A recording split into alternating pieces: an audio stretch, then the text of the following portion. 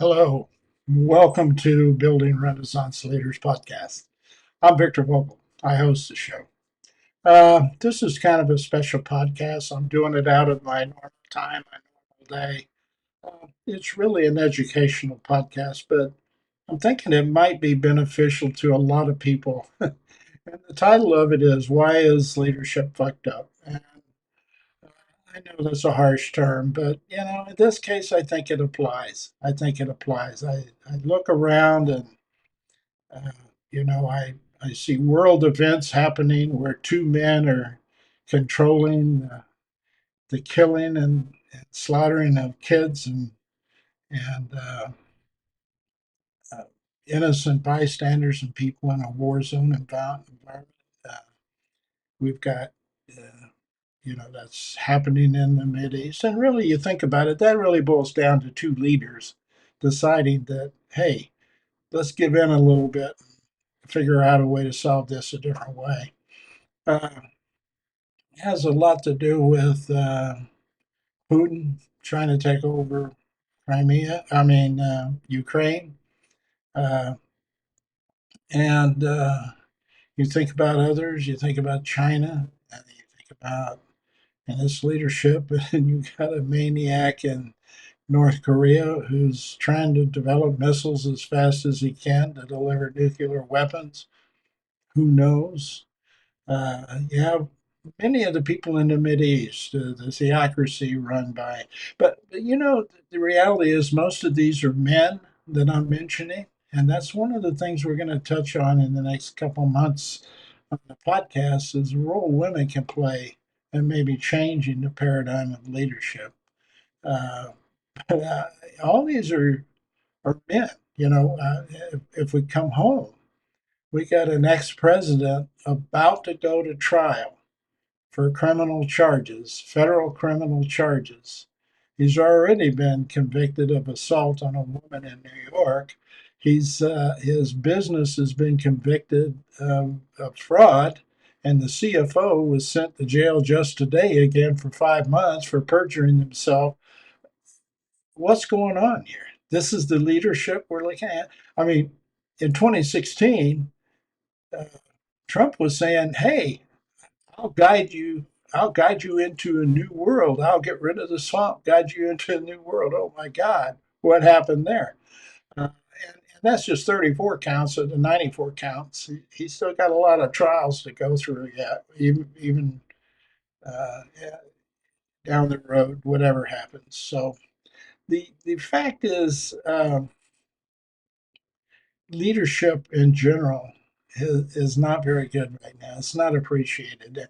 In addition to just a government, just within the business world, you got billionaires who control the vast majority of the businesses making money, and some of those are kind of radical in nature. You take Elon Musk. He didn't like the way Twitter was going, so he thought he would buy it. Well, Twitter is kind of like a place where people go to get their news. You hope it's objective and unbiased and open, and it gets locked down. You got a billionaire controlling it, and if he doesn't like it, you don't get to be on this, you don't get to be on that. On top of that, he lost so many people out of that company, and now he's looking. And the latest article I read on his leadership was he doesn't know whether the company is going to be viable or not. That's Twitter we're talking about. Then I mean, and you can look at Facebook and Google and all the other major internet social media empires out there that are controlling information that people get. They're not bound by any regulations like mass media outlets are, like CBS, NBC, ABC, those, and I guess most of the cable networks, although you wonder sometimes. But uh, who's the leader on a major cable network that would hire somebody who was part of trying to overthrow the government as part of their newscast team? So that all of these things are happening.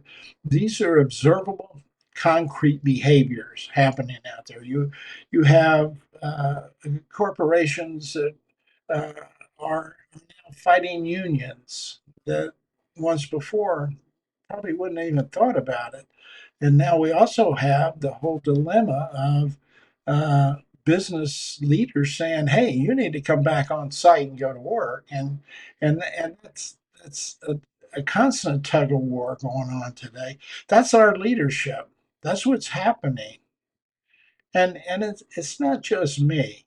I was watching the Daily Show, the YouTube on one of Jon Stewart's daily shows, and uh, Christine Amanpour, she's a international reporter, uh, and she's been a reporter internationally, mostly in the Mid East area, way back in the 80s, and when Israel was up in an uproar with somebody else, and you had the two wars going on over there. She was in the middle of all of that, and they were talking about Israel and Hamas and the tragedy that was going on and why, and trying to figure things out. And right in the middle of that, she came out with a statement that just smacked me right in the face.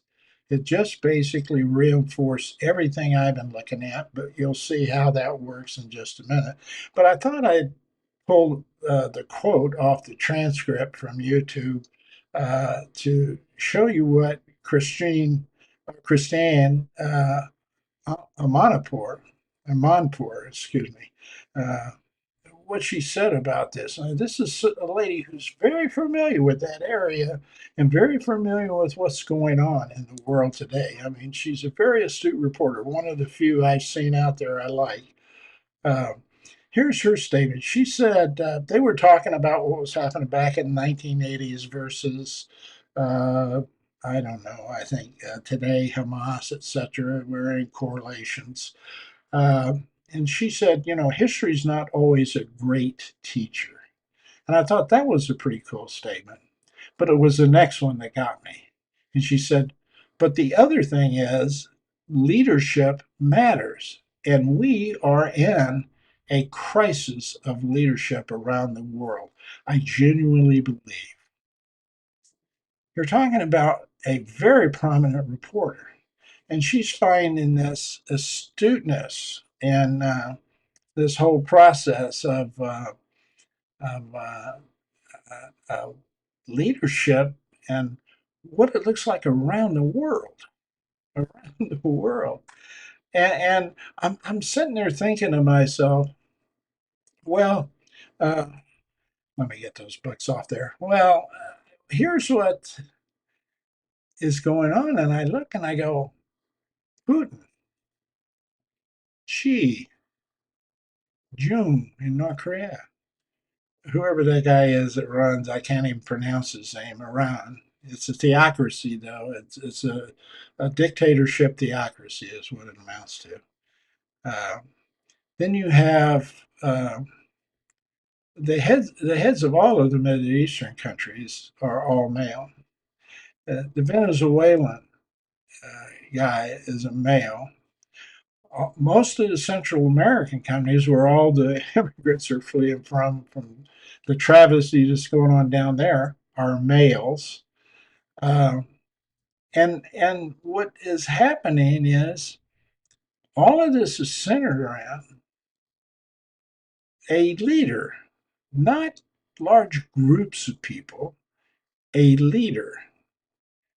That that's a lot of countries in this world, and they're not the only ones, but there's some others too. You could go to Africa and Yemen and a bunch of other places and find similar kinds of things. In the United States, we're in an uproar. My God, we got a whole party that is totally disrupted. These are our leaders. We elected them to lead us, and they're fighting amongst themselves. It, it's like they can't. They can't define what their role is really up there, and it's about power, and it's about all of the things that we say when we look at a corporation. We don't want to work in that environment. That's too toxic. Well, guess what? They don't either. They're leaving. They're leaving before their elected term. These people who elected these people into positions to lead them and represent them are quitting, and they're just getting out. They said, I've had enough. I can't take it. I'm not going to put up with it. And they're just leaving before their term ends. Before their term ends. Because they can't see their way through anything, because there is no leadership in place. And then they're being guided by somebody who is spending most of his time trying to delay trials. That's primarily what Trump is doing. That, and he can attend a couple of rallies, but there's no sense of direction. There's no leadership engaged there.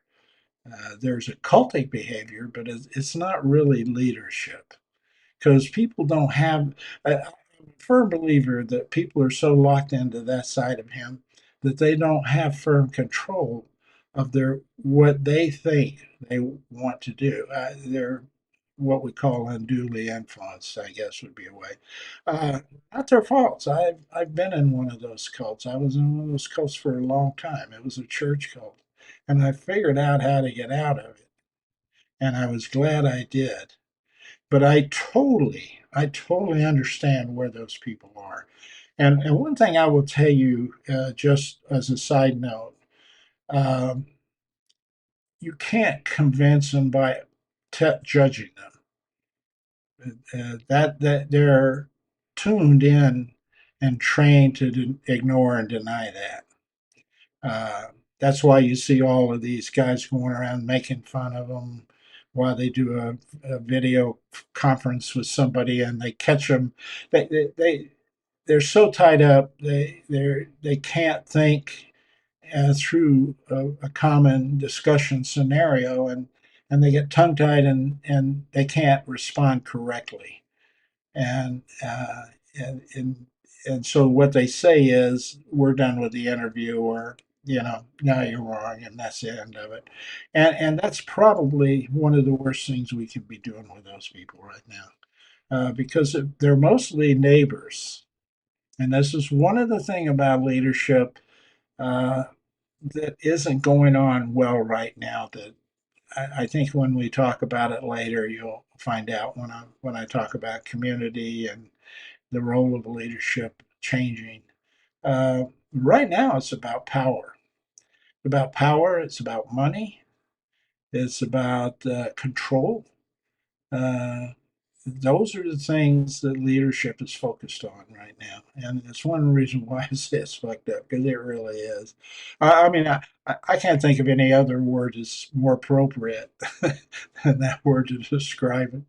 Uh, but that's kind of what I want to spend a little bit of time talking about. And so, how do I know this? Well, I just went through a whole list of scenarios that obviously you've seen now, and you may see it differently. You may see that behavior differently, and that's okay. I understand that. I don't agree with it, but I understand it, because facts are pretty hard uh, to discard. You can, but we, as rational people, as rational human beings, unless we're in that point where we're unduly influenced, and we're locked in, and that normally happens through isolation. And I see a lot of that going on in America today. People are isolating, and we're going to talk about how that plays out against how businesses are dealing with. How customers want to be serviced today, and that's a topic area I want to talk about a little bit later. So anyway, that isolation really locks you in, and it gets you to the point where you just don't want to hear the other person. And so, big thing about uh, leadership development now. If you look on any website, you look on any consulting firms, advertisements, or anything, that's we've got to have more emotional intelligence. I don't see it. I'm not seeing it happen. Okay. And so the question is, so what's going on here? What can we look at that can tell us? And that's what I've been looking at since I came out of retirement about well, I was in retirement about 15 years. And about 2015, I came out and I went, I'm going to see what's going on. There's got to be some pretty cool stuff. I mean, it's been a long time since I touched on leadership and high performance team management and organizational culture and all those things I dealt with. And I really enjoyed working with people that doing that. I'm going, there must really have some cool stuff out there. I'd like to go. So I started trying to read and catch up on something, and I couldn't find anything. I couldn't find anything that was new. I couldn't find anything that I hadn't already had back in 1972 when I came out of Special Forces and came into the business world. That's 50 years ago, folks. I haven't seen anything new. It's not really true. I have, but it's only been in the last year or so that I've noticed an uptick in a particular course that I think is valuable. And I'll touch on that later too. But, but generally speaking, you have employees, don't give a damn about companies. They don't care about the company. All they care about is whether they have the job that provides an income that allows them to survive. And that's tough to do given rents going up like, I don't know how many percent. It was a large percentage point compared to the normal inflation rate. Rent's eating people up. And so you have to live somewhere. You're either buying a home, which is hard to buy now because of interest rates, or the landlords, the major landlords are just jacking it up because they know they can. Same apartment, same stuff in it, same everything else, you know, 10% more every year. Really? For the same thing? What help me figure that out. What's going on here? Well, it's costing us more. Yeah, yeah, right. Uh, so I think what's happening is leadership, by definition, is floundering and trying to establish uh, a control or not control, but the guidance, if you will, of people. Now, that's not everybody. There are some best practices companies out there doing a pretty good job at this stuff, and but we can't name them. You know, I don't think you can name them. Uh, One of them is a children's hospital in I think it's Houston. Well, actually, out of the top 10 best companies to work for, five of them are children's hospitals. Now, can you name me the CEO of that hospital? Because, I mean, obviously they're doing something right, but we don't hear about them. Who we hear about? Zuckerberg, Musk, Trump. Oh, God, Trump all the time. Uh, you hear about, you know, maybe uh, Tim, I can't think of his last name, who runs Apple. You might see him every now and then. And usually, when you do, it's because there's a product rollout. It's not for anything else. He stays pretty much below the radar. Or the guy who runs Berkshire Hathaway, the billionaire that does that guy, and always gives really good advice. Very low key. You don't know. In fact, trying to remember the name tells you that, names that come to mind right away are Putin and Trump and Biden and Musk and Zuckerberg and Bezos and but if I said name the lady who is running General Motors, what's her name? You probably couldn't tell me. She's got a pretty good responsibility. She's doing a pretty good job up there, you know. You might be able to tell me the name of the governor of Michigan who has made some of the most significant changes in that state.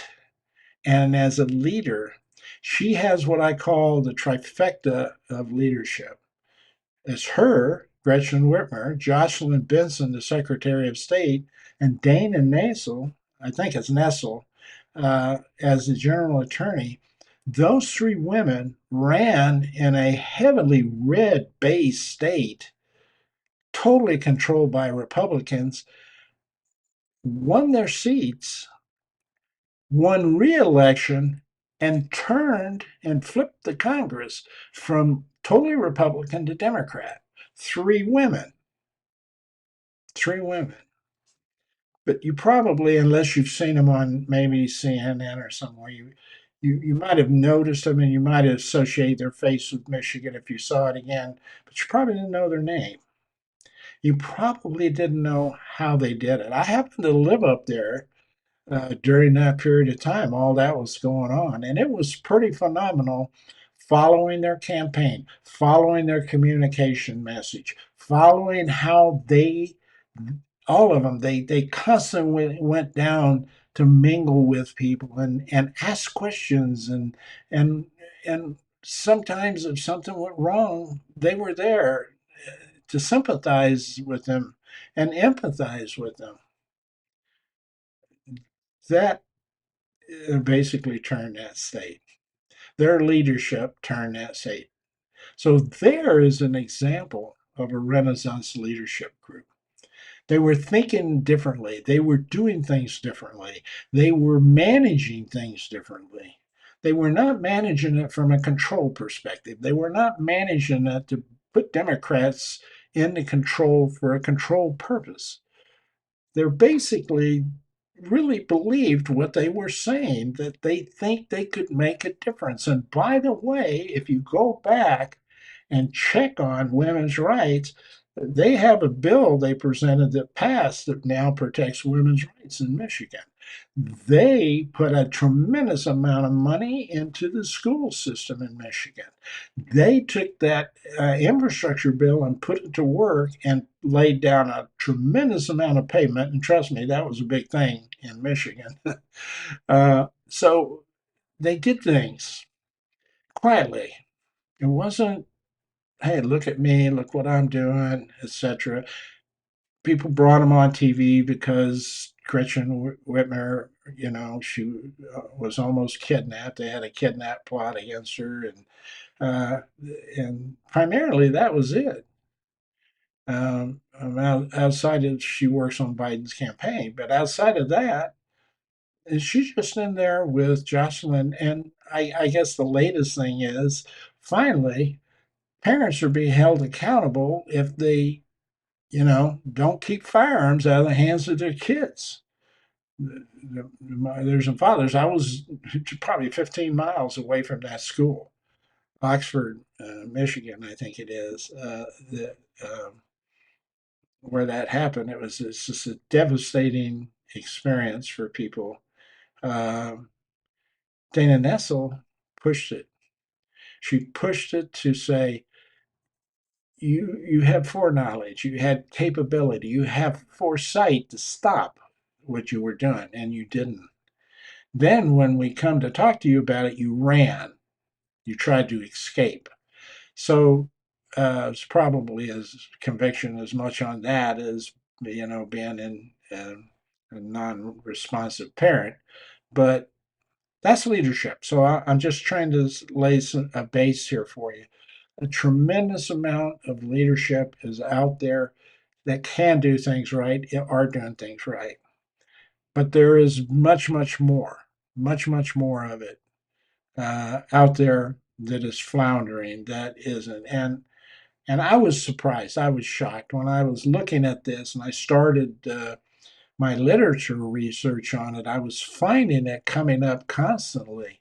I mean, you have people like Gallup and Pew and Harvard and DDI and uh, I don't know, a bunch of other research companies that actually go out and talk to employees and talk to people in business, et cetera, and they find out how things are going. And it wasn't looking good. I was looking for a lot of progress after being out of it for 15 years, and it was declining. And nobody is doing anything about it. Nobody's throwing up their hands saying, hey, what's causing this? How did we get here today? So I wanted to cover, and I'm going to use Gallup, and I'm going to use Gallup for a reason. They're really good at what they do.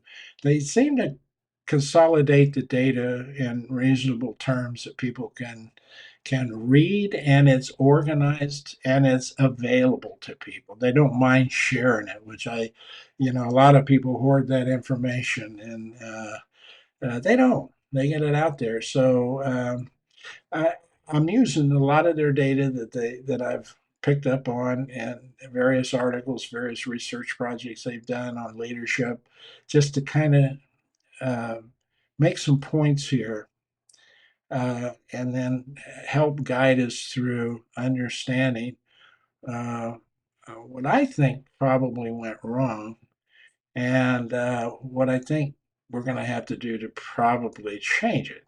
Okay. And this comes from 6 or 7 years of constant reading, constant research, notes. I must have talked with hundreds of people, maybe almost 1,000 or more, over the course of those years, casually in various environments, whether it's a restaurant or a lounge or an outside bar or park bench or wherever I got an opportunity to talk with somebody and ask them how they doing, what's going on in life, what do they think about things.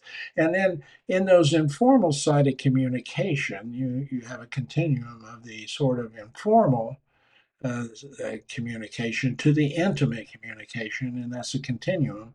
On the informal side, we normally start with things like hi, your name, where you from, and it normally comes around to, well, what do you do for a living? And that's a good inroad for me as a person who spent 35 years in a leadership role and 15, or well, probably about 30 years in a leadership role, 15 consulting in that area. It's a natural tendency for me to be inquisitive and gather data. You get pretty good at that after a while, asking the right questions, and so it kind of comes up naturally, and you go, "Hey, so what have you done here in your lifetime, and what do you do for your job?" And sometimes they'll go, well, I did this and I did that, and then that leads me to ask, well, how's the company doing? You know, how are you doing? How do you feel about it? And I can ask those questions casually, without being intrusive, without appearing to collect information. But it was very clear to me. And I talked to several layers. For example, I lived in Brighton, Michigan. I talked to several people in Brighton, Michigan, who were out of the automotive industry, and then what we call secondary and tertiary industries. Those are people who make parts for cars, or they do research for cars, or anything associated with cars. A lot of those companies were around that area where I was, so they frequented the same restaurants, the same pub that I used to go to Sunday afternoon. And you get to know people, and they come in, and you can talk to.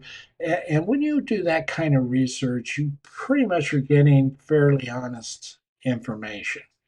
And it was becoming consistent information between companies, between levels of positions these people held I talked to, between males or females, all of if you took all those variables and we're looking at them and sort of looked at them relative to my discussion, there was just a lot of consistency. And one of the consistent things was that there was just not a lot of trust and respect in leadership. So I'm going, okay, I'm hearing this, but is it true? So that's when I started doing a little deeper dive into the literature for people I knew in the past that I used and I was consulting. And when I was consulting or when I was a leader in a corporation, I used a lot of people like Gallup and DDI and Q and some other companies to McKinsey and others to provide information. Uh, and to do surveys and assessment. I've probably done assessments on tens of thousands of employees and probably a couple of thousand leaders or more in my career. So I kind of know how to look at their data and I trust their data. Uh, Most of it's pretty valid stuff. So here is one of the things I found on Gallup. Let me just pull this up. Uh, let's see if I've got this where I can roll it. Yeah, okay. This is a questionnaire on leadership and management, and employee trust and organizational leadership is the top level topic. And the question that they asked here was, or a statement, and you had to respond on the assessment was, I trust the leadership of this organization. Now, you would hope that there's a lot of people who trust the leadership in an organization. I mean, it is the essence of what holds organizations together. But take a look at this. There, if you're looking at this, it was below 20% of employees who agree that they trust leadership in the organization. Now, you've got to look at that from the other side. That means 80% of employees don't strongly trust their leadership. They're not totally committed to them. Now that can vary, on the Likert scale. It can vary from strongly agree to strongly disagree. So you have degrees within there, but I'm guessing those degrees still had a large percentage of employees, probably over 60 or 70% of employees, who did not have uh, even a moderate sense of trust in the organization. Now, this data might be here. You could look it up and go further and see if they have subsequent data relative to that. But it struck me that, my gosh, we're talking about the basic key core aspect of this a company's being is people's trust in their leadership. That's they look forward. You got to remember, as a leader, people look up to you. They're putting a lot of their life in your hands. Their home, their income, their children's schooling, all of that rests in your hands as a leader, and how well that company goes if I'm working for you. And if you let me down, I begin to be concerned, and so it becomes really difficult. But I can totally understand what's going on here. You're telling me that I'm important to your company because obviously, if we all unionized and walked out on the street today, we know what happens. We saw that with the movie industry. It basically shut down all the production of movies, and everybody's watching reruns for 6 months while that's going on. So they can't produce. They can't produce a movie. They can't shoot film. They can't do anything new. They can't even get a new idea out of a writer. So that's how valuable they are to the industry, but they don't perceive their value because they're not engaged. Uh, they're not involved with their leadership, and their perception of leadership of them being valued is low. And that's shown in a lot of data that's going on. So if that's happening, and let me just scroll down here a minute and let me see if there some other information you might. I'll leave these links in the description so you can find them. Here's one. I trust in the leadership of this organization. I trust the leadership of this organization. That's the one. I think that might be the same one we're doing. There's some others down here. Here's one where it says manager experiences based on Gallup's employee engagement, overall satisfaction, and intent to leave based on the survey items.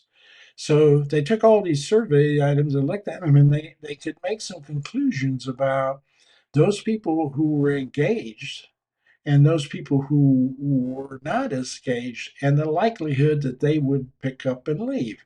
And this bottom graph right down here is this is the percent of people uh, that were engaged, actually really heavily engaged and with the company. And they wouldn't be looking for a job. They're engaged.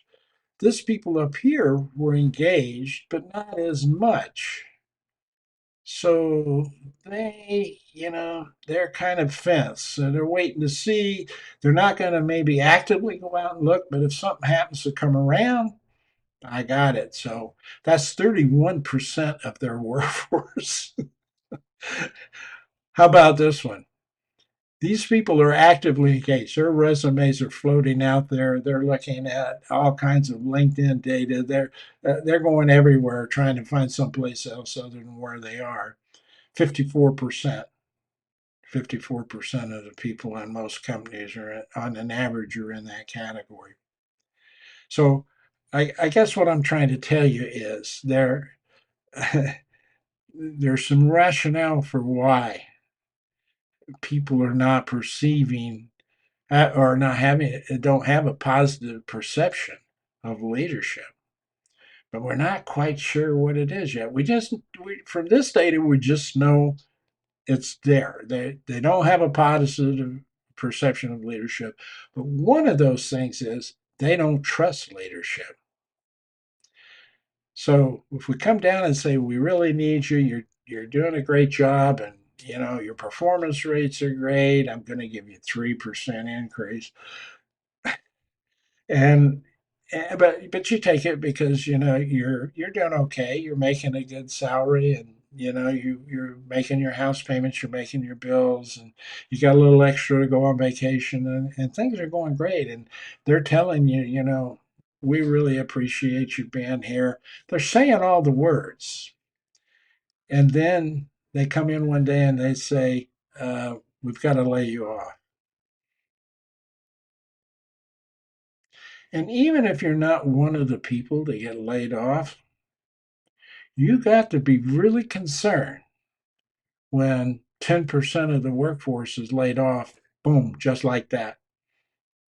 No discussion, no sitting down with you saying, hey, look, we're struggling here to meet our financials and keep our equity up and the kinds of things we need to do to look good on the stock market and satisfy our shareholders. And we're struggling.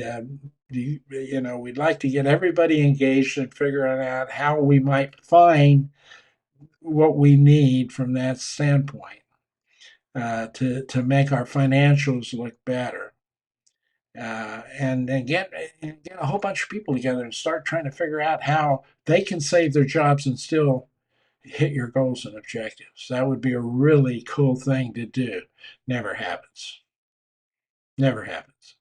They don't want you to know because they have to do some things and they want you working as hard as you can work up to the very last second before they come into that office. So, well, first of all, leaders at the top level don't do that. They leave that to the guy who's in control of the person, or maybe human resources. It's a nice job for human resources. They're good with people. Let's go in and sit down and say, hey, you're gonna have a job. We can only give you 3 weeks severance, and we're sorry we're giving you short notice, but there's nothing we can do about it. We really understand how it's hitting you. You don't. until you sit down in front of that person and watch a grown man cry because he is having trouble thinking about how he's going to go home and tell his kids that they can't get certain things, they have to pull out certain things, that his wife has to go to work. Uh, we're going to have to hit the college savings account to stay alive. Until you sit down in front of somebody and do that, you don't know. And I'm telling you, the CEO doesn't do that. CEO, the C suite doesn't do it, and most of the vice presidents don't do it. They're not the ones that come down and make those calls. They're not the ones that sit in front of people. But they told you you were really needed, that you were valued. Many of them used to say, your greatest assets that we have is our people. Well, people aren't assets. Assets are things you appreciate and depreciate. You don't depreciate people. You don't even appreciate people, but you don't depreciate people. That's not a thing to do, you know. And but that's how it works, and it's not even on the same side of the balance sheet. Yeah. Before you were expense, now you're an asset. Well, how do you value? I mean, how do you, if I am an asset, then give me a little more money for the value I had. No, no, we don't mean it that way. So, no, people aren't assets, they're people. And that's the dilemma we're reaching here in America today. And the more we go down this path, the more we keep using the same leadership concepts. We keep instructing those. We just put different names on them and we repackage them. There's the same thing I heard back in 1972, which has led us to continue to do the same leadership, to create the same leadership that we've had for years and years and years, that keeps taking us down this path where employees don't feel valued, they're disengaged. And then the upper echelon starts looking for more power, more money, more control. And that division between the people who run this and the top, and then the top is looking at the middle management, the middle leadership. And by the way, I don't differentiate when I talk leadership. I don't differentiate between a CEO and a crew chief on a line. If they're trying to get people to achieve something, they're using the same leadership concepts, but that executive will go to a lot of training at Harvard, etc. That crew chief is going to get none of that. Uh, but uh, the the key here is that there's levels of decisions and splits, and we haven't been talking about how that's happening. How is the top thinking? How is the middle management thinking? How is the lower management thinking, the supervision level? How do they make their decisions? What are they sensing their roles and accountabilities are? Lots of differences in there that we very seldom talk about, very seldom spend any time doing. But we spend a lot of time and a lot of money on leadership development and training. Let me give you an example. Here you are. This is from Training Industry 2020, so it's fairly recent. Uh, 2010 to 2019, global investment in the training industry. Now, this is all training, not just leadership. Uh, if you want a comparative analysis, I'll give you one in a second. But if you look at 2010, we were like 275. Those are $1 billion on the left, folks. $275 billion annually on training. Wow. Okay, 5 years later, we're up to almost 350 billion. That's a large leap. That's 15 billion or maybe more, just, rounding things out.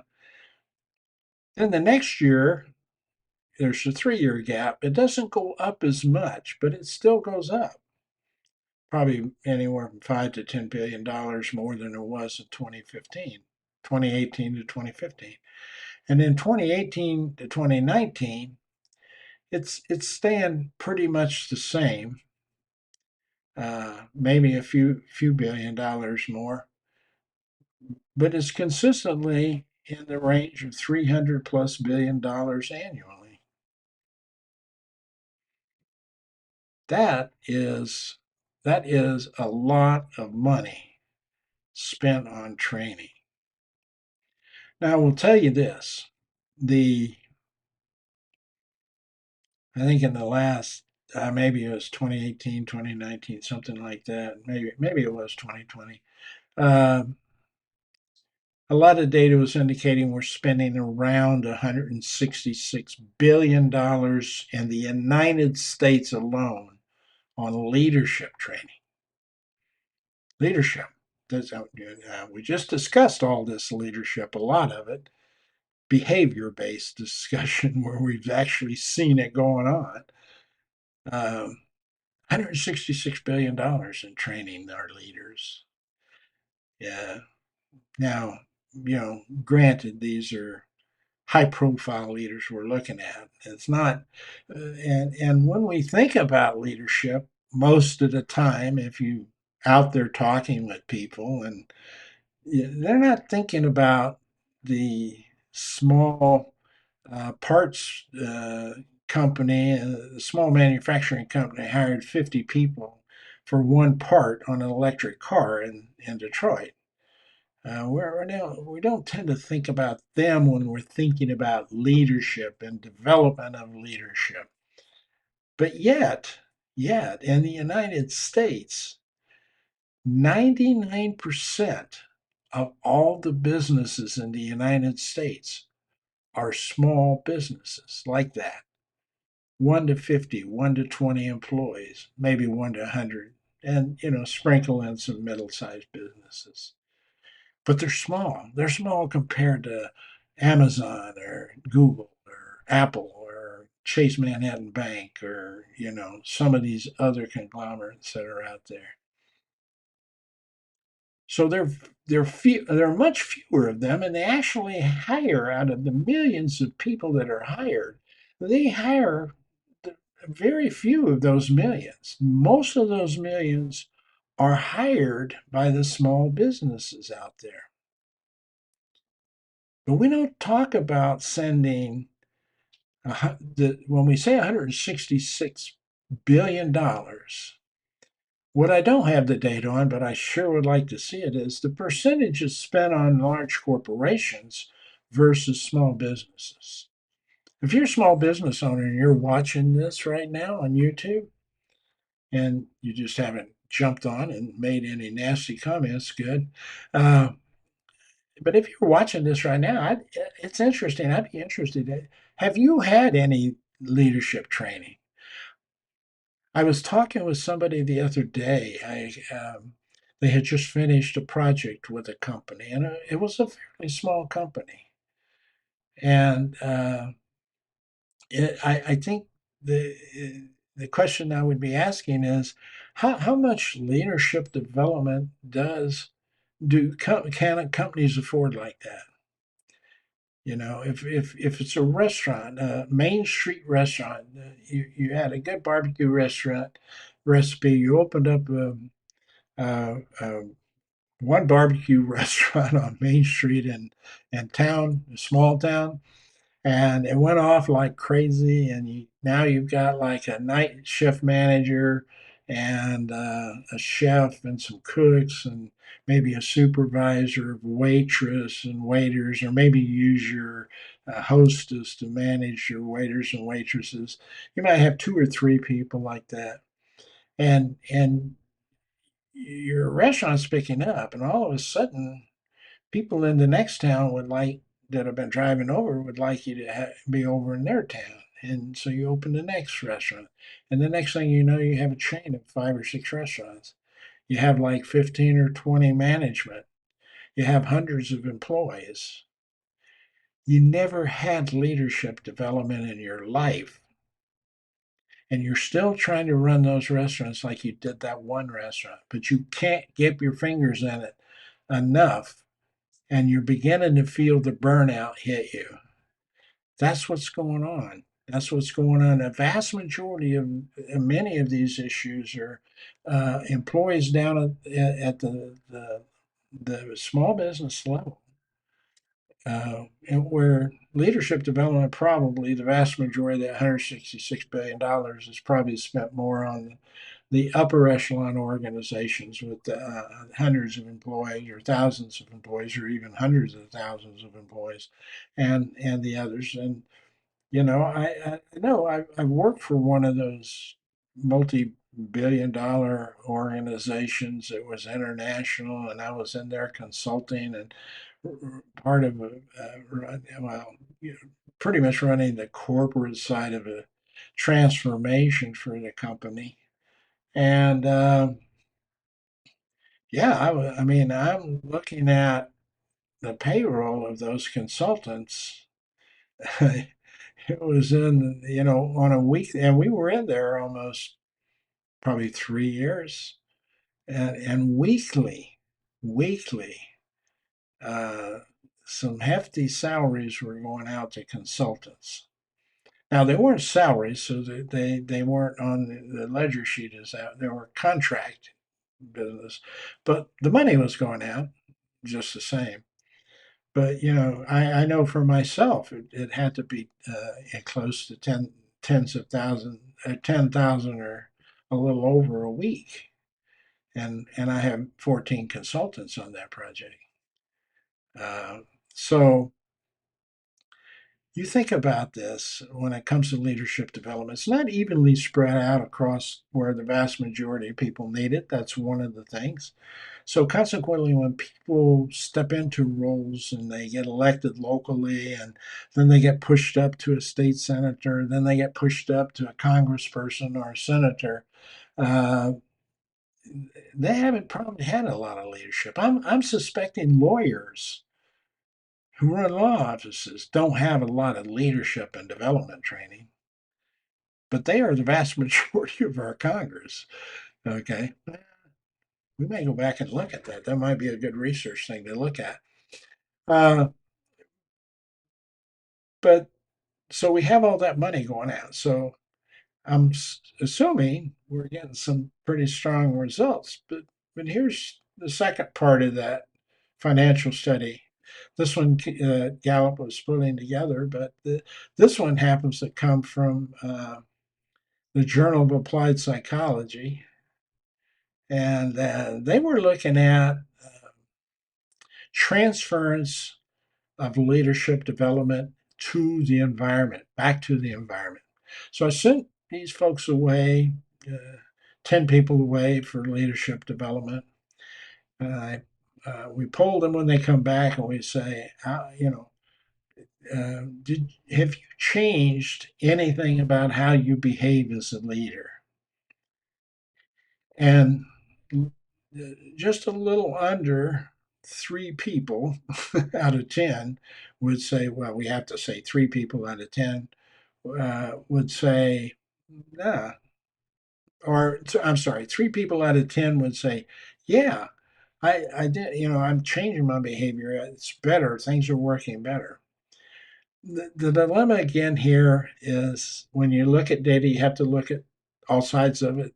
The other side of it is 70% of those people you sent, those 10, 7 of them are telling you they haven't changed their behavior at all. So then you're going, well, did you learn anything? Which really is saying, did you learn anything you didn't already know? Or did you learn something new you can use? Because you're telling me you didn't change your behavior, but surely you learned something new. Well, even of the people who learned something or change their behaviors, the percentage drops as to whether that behavior change came from learning or not.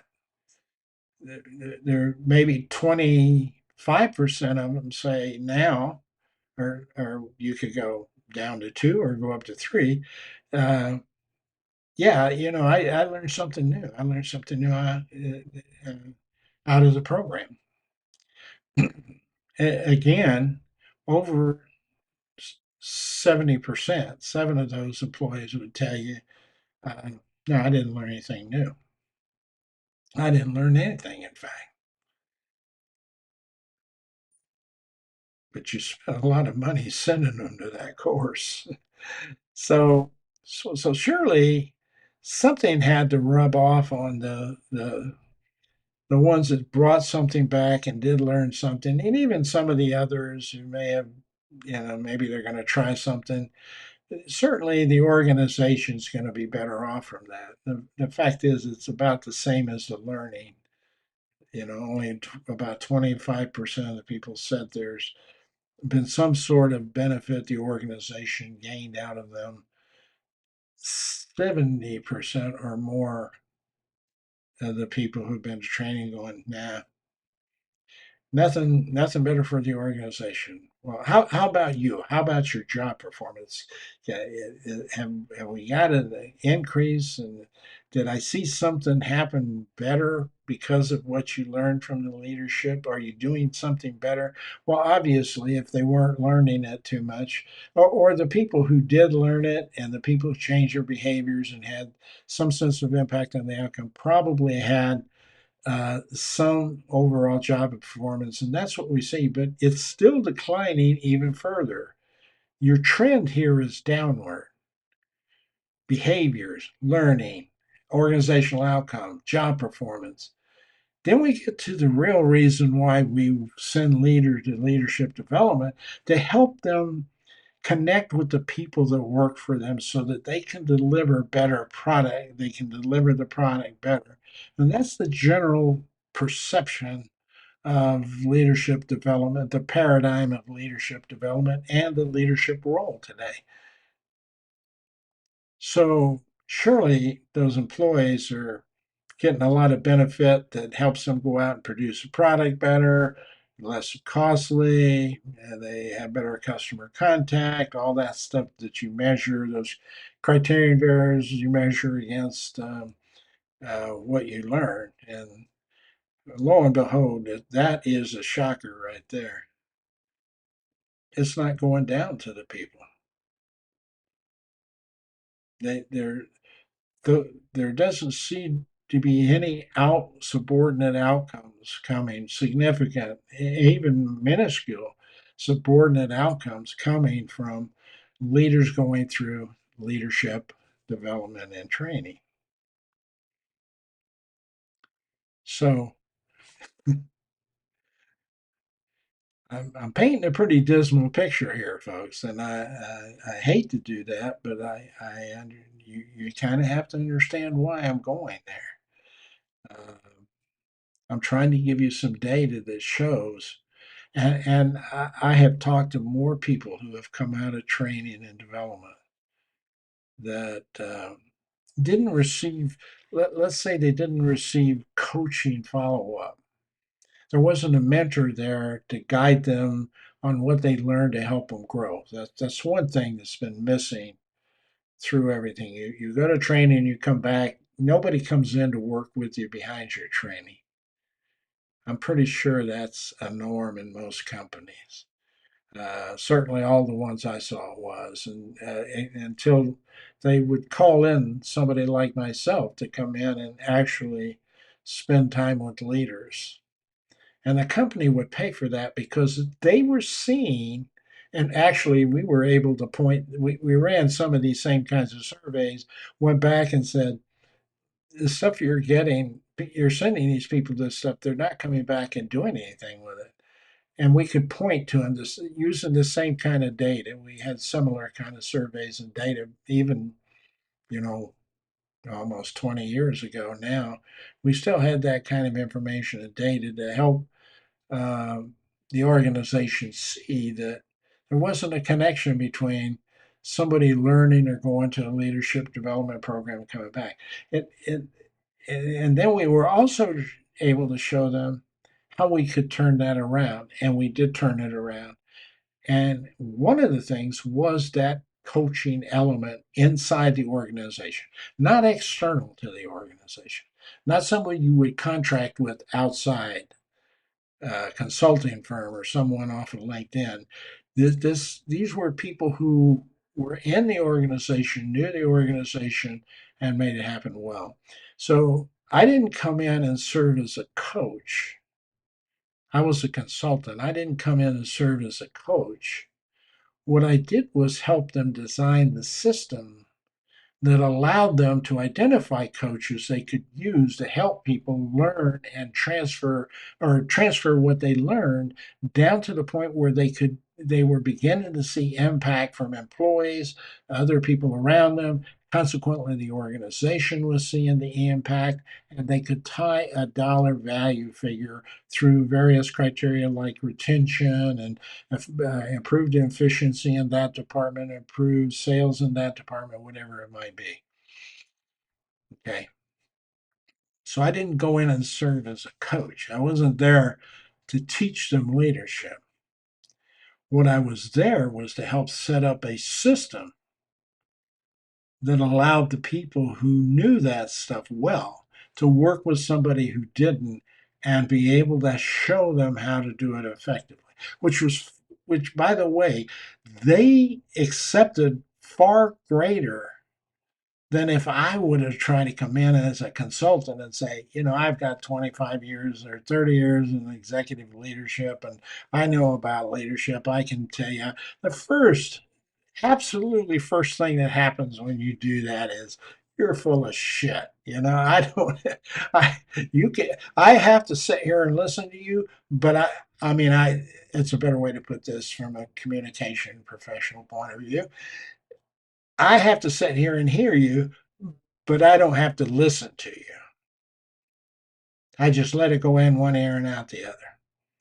That's the worst thing that can happen to you as a consultant is to be patronized and if you're not careful and you're not good at what you're doing, you won't see it, and then you're going to not have the results you need. But that was the one thing we did. And how did we do that? We sat down with all the employees of those leaders, and we said, how how how would you how could we set something up where you guys might benefit from what your boss talks about? I says, well, so for who in the department over there knows a lot about it, and we talked to them a lot. It wasn't his boss, but it was the other person that did in a separate, say, division of the company or something, but similar kind of area. And they used to go talk to him a lot. And where did they do that? Break room, or maybe drinks after hours at a bar that everybody goes to. Uh, that changed that whole dynamic. Changed the whole dynamic when we went in. We didn't do anything as experts for people. They were the experts. We simply presented a model or a different approach. And so we were helicoptering above all of this, seeing the little holes and the barriers that were getting in the way, and we as consultants would often sit around in the evenings and just brainstorm about all of this, and it would pop up, hey, we don't need to be doing this. We need to help them find the people who are trusted and can do this, and then help them and marry them up with folks so they become mentors, if you will, or coaches. But they were internal. They were internal. They were trusted. And it's one of the things that we've allowed slip away from us. Uh, and consequently, the culture uh, has become more toxic because of that, because we're not working through it. We're not spending that time. We're sending people off for 3 or 4 day seminars, or we're putting them into a seminar process. And I'm not saying those aren't good. They got to get the knowledge, but that's where we stop. We don't put that into gear, so to speak. So there's plenty of room for education to be brought, but I would highly encourage people not to send folks out to it. Have it brought in. Have it brought in. because people start looking at a 4-day leadership as a mini vacation that they go to. And I can tell you right now, the vast majority of programs I ever went to or saw or watched or audited didn't take time to work with that group of people about how they were going to transfer that back into their company. They delivered the keys. I'm going to teach you about empathy. Here's a video on empathy. I want you to do some role playing. I want you to do some more role playing. Any questions? Does anybody have any questions on empathy and what that is and what it looks like? No. Okay, well, great. You know about empathy. They go back and try to be empathetic, and that's not who they are. They never were that for the 10 years these people worked with them. So they go back and try to do that. And somebody just looks at them and says, "Are you freaking nuts? What's happened to you? That's not you. I can't believe you. I can't believe you really are empathetic. I mean, it doesn't sound like you at all." And it's because we spend no time teaching people that stuff. So really what's happening is a culture. People have lost trust in leadership, and that has directly impacted their perception of the corporation's culture. And that because of that environment, because of that change and how that's going on right now, that points right back to the people who are out there actively looking for jobs on a continual basis. And also, they don't find a way to commit to the company. They don't have a sense of being valued. There's a lot of data out there that shows that you you are in fact um, not valued. You can't be valued because if you were valued, then they wouldn't be passing you off and getting rid of you when things got tough. They might sell some property or they might do some other thing. Uh, but but people become the easiest thing to deal with, at least from a senior leadership role. Not not the person and not the person who has to share the news with that person. Uh, they become really that's a hard thing to deal with within there. But the senior people aren't impacted by that much. They say they are. Oh, I really care. It hurts me to do this. Really? So how much did you reduce your bonus? Oh, none. Oh, I see. I see. So you didn't give up your bonus, but you're willing to give up my career. So, and that spreads like wildfire. That spreads like wildfire. So, I remember one organization I worked with had a they were divesting and we spent a lot of time with the CEO thinking through. First, we had to convince them that they weren't going to keep it a secret. By the way, this is never a secret in corporations. If there's anything that's a highly efficient and effective communication, it's rumor. you, you're not keeping a divestiture away from people. You can't outsource everything you need to do to somebody who doesn't have some sort of contact inside that organization. So that you fool yourself in the beginning if you think you can do that. The best thing to do is come out to your people and get their input. And they don't they don't have to be the people who say you can't sell, okay, because that's not going to be their decision. But they can talk about how you can deal with that in a more empathetic and humane way. And that's what happened. It was kind of like we had some significant meetings with all kinds of employees gathering all kinds of ideas about okay, if we're going to get, if this company is going to dissolve, if it's going to be bought up and be dissolved into another company, that might happen. That's one of the options. The other options is we just may shut the doors and go home. That's another option. and it became very clear as everybody talked about it, it's less likely that they were going to shut the doors. It was most likely going to be purchased, and employees would have opportunities to move. So, first thing we had to do is decide who can move and who couldn't move. Okay, who would move and who wouldn't move. And then we had to decide, okay, we have all of that. And by the way, again, this wasn't the consultants asking these questions. We had actual teams assigned that we put together to create these processes. And they went and worked with human resources on these processes. And they ended up talking to other companies in the same business, and they began because the divestiture and the sale was probably going to take 9 months or more. So they had 9 months or a little more than that, really, to decide how to place other people. In the meantime, we were looking at the board and other people to say, okay, we need to create a severance package for people who committed their whole life to this company. You know, you got people with 40 years in this company and they were about to retire. So that's one group of people. And then you have people just join the company. So you can't treat them both the same. So we went through that whole thing. How do employees feel about all that?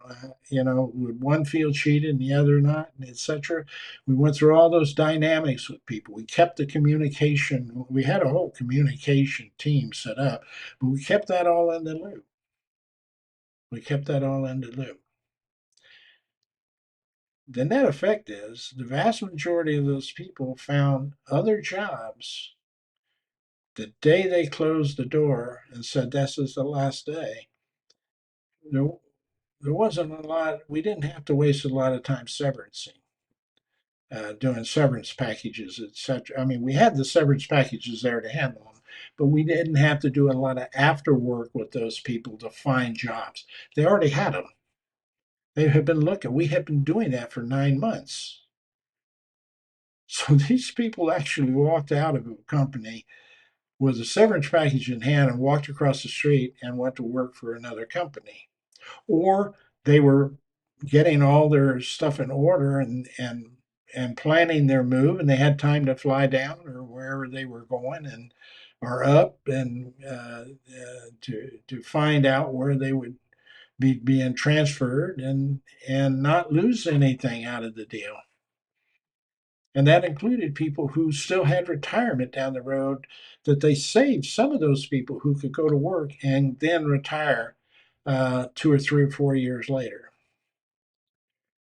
See, that's not how it normally happens.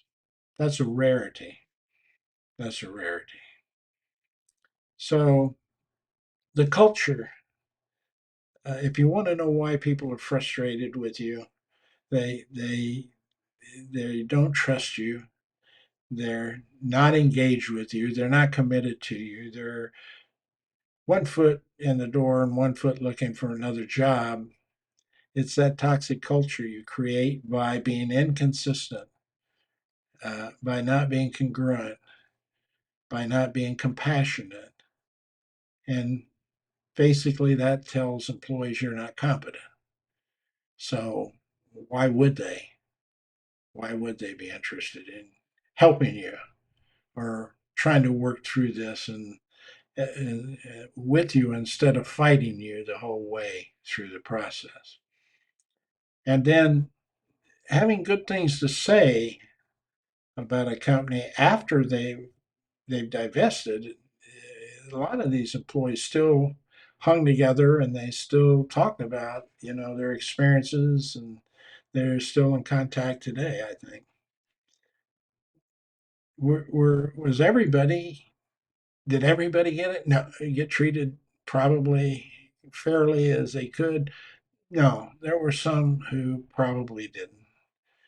For one reason or the other, they were in circumstances we couldn't fit into those categories that allowed them to take advantage of things. And yeah, those people were pissed off.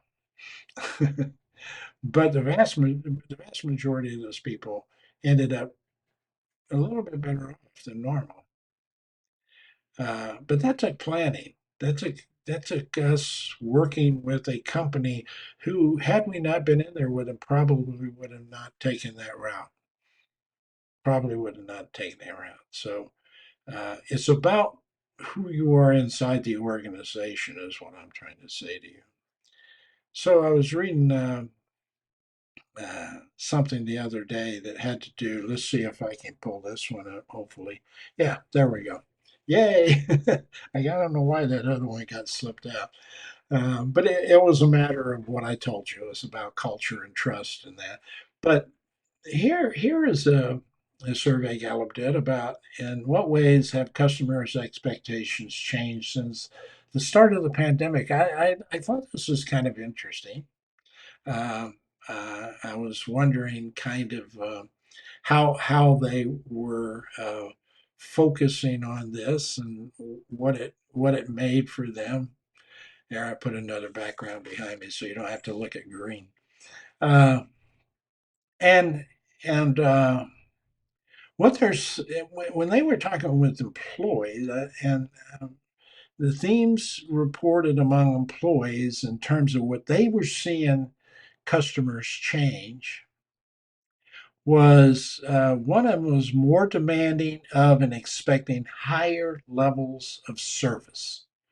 Now, keep in mind, if we go back, let's see, if we go back to this one, remember, look down there where it says subordinate outcomes. Subordinate outcomes. Okay, now let's come back here to this one. Okay, and so you got people who aren't really improving based on training and development from leadership. But after the pandemic, all of a sudden, we've got an increase in the demand for excellence and high levels of service, high quality, and the expectations are greater for companies. And then you come in and you take a look at the next category, which is greater uh, expectations for all of that high quality service and everything being done virtually or online. They just and it's interesting to me because what this says is during the pandemic, let's take a restaurant. During the pandemic, you would go into a restaurant and you kind of liked it, and if you didn't like it, you'd still go to it because it was convenient or whatever. Uh, when the pandemic hit, you weren't going to the restaurant. You were scared. But what they wanted you to do was deliver it to the house. But they wanted it to be the same as if you cooked it right in the kitchen in the house when it's delivered. So the expectations were of quality, an increase in quality and service, the speed of it and everything. It was growing. The demand was greater, and they particularly wanted you to be able to pick up the phone or get on, or even get online. We created a whole online and deliver that food and deliver it quality wise, and because of that, we created a whole industry around this called the gig industry. Okay, kind of an offshoot of the Uber thing, but now it's food service. Those Uber drivers probably make more money off food service than they do hauling people around, and a lot safer too. So you have expectations get growing. You have a higher demand for the service, and that it be delivered without as much contact with other people virtually through the internet. Um, but they want it.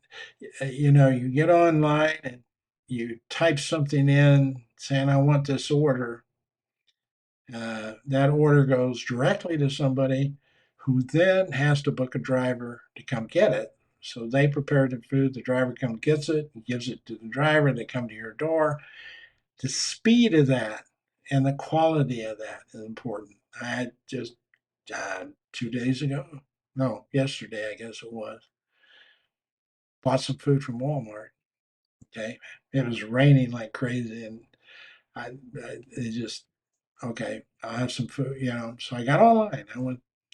I picked out everything I wanted and shipped the order over and said I'd like it delivered between 3 and 4. And it came between 3 and 4, which is really good. So I met that expectation. And the driver put all this stuff down, and it was great. And so I started putting everything up. All of a sudden I noticed some tilapia. That's like a $15 bag of frozen tilapia, and I'm going, I didn't order that. And then I noticed some chicken wings, boneless chicken wings. I like those, but I didn't order them. And some green beans or something like so. I'm guessing somewhere around $20, $25 worth of meat and other product that wasn't mine. So I called Walmart, and they're going, well, I said, I tried to reach the lady. I mean, I had her number at the top of my phone. I tried to text her and tell her she left it in case it was for another customer. She could come back and get it, and they'd be here waiting. I can't reach her. So I'm calling you. Can you please let her know? Because the Walmart is probably it's less than a mile and a half from me. Can't reach her. What? No, we have a deal. Once they leave, we can't contact them again. That's why we tell you you can bring the food back if you get charged for it. You can bring the food back and we'll refund your money. And I said, but then I have to make that trip, right? And they go, yeah, you do. So I'm going, okay. Uh, so these are the things that are going on in the world today. Things are not. I mean, I used to be if I wanted to get something from the grocery store, I'd get in the car and I'd go down to the grocery store, and I'd go grocery shopping. I'd pay my bill with that cashier, and if there was a problem with the cashier, I could go straight over and talk with the manager, and the manager would come over and talk with the cashier, and they settle it on the spot. Today, I'm sitting there going, okay, so what do I do about this food? And she goes, well, I got your order here. It's done. We're not going to charge you. It doesn't show on your order, so you're not going to be charged. I said, okay, well, I'll keep watching just in case. Because, see, right now I can't trust the business. I don't know. I mean, they can't reach the driver. They don't know for sure whether it's going to be billed or not billed, or I don't know if they're going to bill or not bill it until I see the final bill.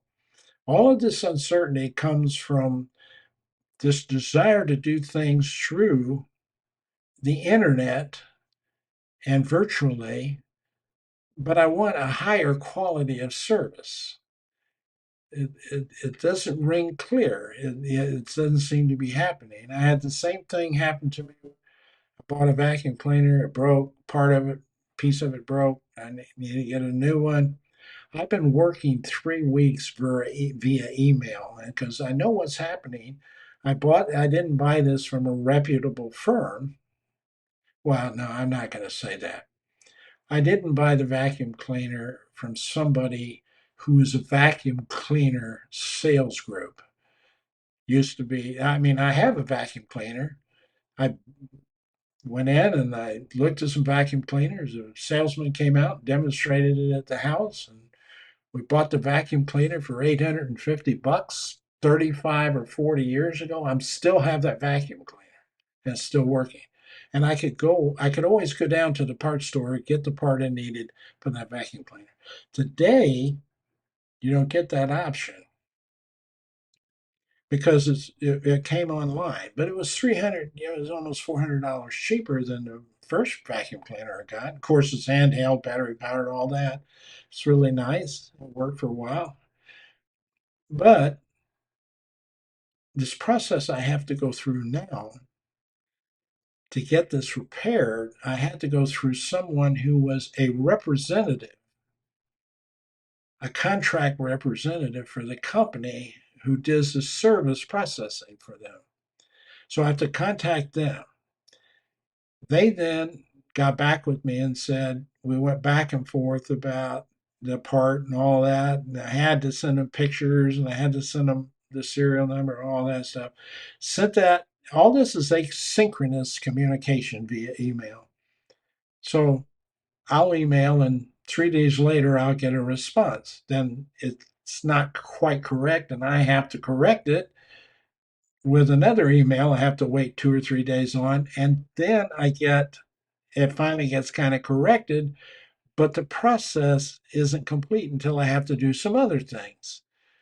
And it's been 3 weeks now to get this process and get the part paid. And all of it, I was dealing with different people. But I'm sitting here saying, I want that quality right now. I don't want to have to go through all this stuff. Why don't you have all that data on my? I mean, I have, I paid with this, and you sent me the product. You got the serial number and everything. Don't you have everything you need about what kind of part you need to get for this? So what I'm trying to say to you is this: this is what's coming in the next few decades. Not just about vacuum cleaners, not just about Walmart's food service, but about everything. Everything's going to a virtual world for the most part. The vast majority of it is now. I mean, you have whole brick and mortar companies that people used to love to go to and walk around and shop in that are history now because Amazon can deliver the product in a day. They have warehouses everywhere and they'll bring it to you in a day. And we like that. We like that. That's what's going on. But how do you lead that? How do you establish? How do you establish with your people who are handling this stuff that you never see? And frankly, they really don't even work for you. Like this lady in the Walmart is not a Walmart employee. They don't. She's a contractor. She drives as a contractor via Uber or somebody else, one of those gig companies. So they're contractors. And so if you've got 35,000 contractors around the country, how are you going to provide them what they need, independent contractors? As leaders, how are your leaders with Uber, for example, providing the drivers for Uber Eat what they need to meet these expectations I have on the screen right here? And we're spending billions of dollars in training, but it's not transferring down to that Uber Eats driver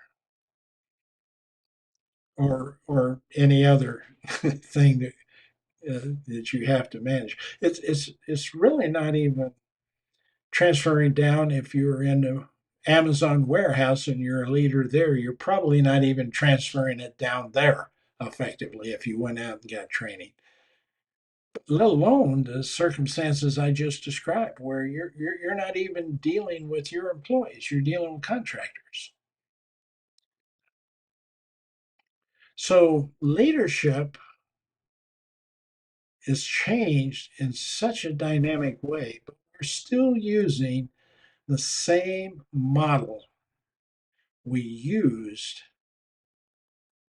in 1972 when I came on board, as if we were going to be, as if you were going to be an employee and you're working for me, and I have access to you, and I have certain amount of accountability and responsibility, and I how you perform will depend on how clear you are, how well we connect, all those kinds of things that we teach leadership skills about. So uh, we don't we don't end up trying to uh, create new or better systems. We just kind of accept what we got. And I think the problem with this is, and this is where I begin to notice this. I'm in a unique position. I've watched leadership since 1972. Okay, so I came out of the military as an officer. I went in as a manager to some extent, uh, uh, albeit base level. And I've been watching leadership and leadership development evolve over 50 years. So I've seen the trends. I've seen the trend. I've seen where when I first came on board, I was working for Electronic Data Systems in Ross Perot, who's well-known company, very well liked. Spent some time as a recruiter with them too, and uh, college campuses were always lined up with people to go to work for EDS because it was a company that was known, well known. If you worked for EDS uh, and you left them and went somewhere else, people knew they were getting a well trained quality employee because those were the standards we had when we were hiring. Uh, but I mean, I remember I had a car. I didn't have to pay for gas to go to and from the office. I had an expense account for gas and meals when I was out on the road, for particularly, but not when I was local at home. But uh, there was money put aside to an account that I could use for college. They're going to pay for 100% of my college. Didn't need it, but left before I got a chance to use it, but it was there. If I could have gone back to school for 100% ride, 100% paid for. My health care was paid for 100%.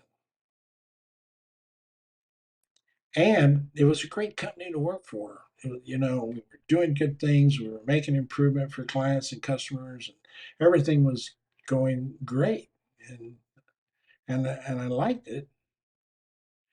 Uh, got basically got stolen away by another company who offered a better deal. But which happens when you have good people, you're always going to be targeted. I know I was a recruiter working for Ross, and I did that. I targeted other companies and made it lucrative for them to come over to work for us.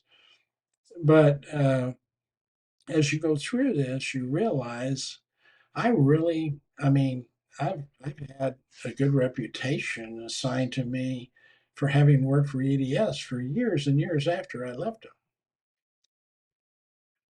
And so I was I was kind of excited to tell people I work for EDS. You don't have that much today. You don't have a lot of people saying, this is my company, I like it.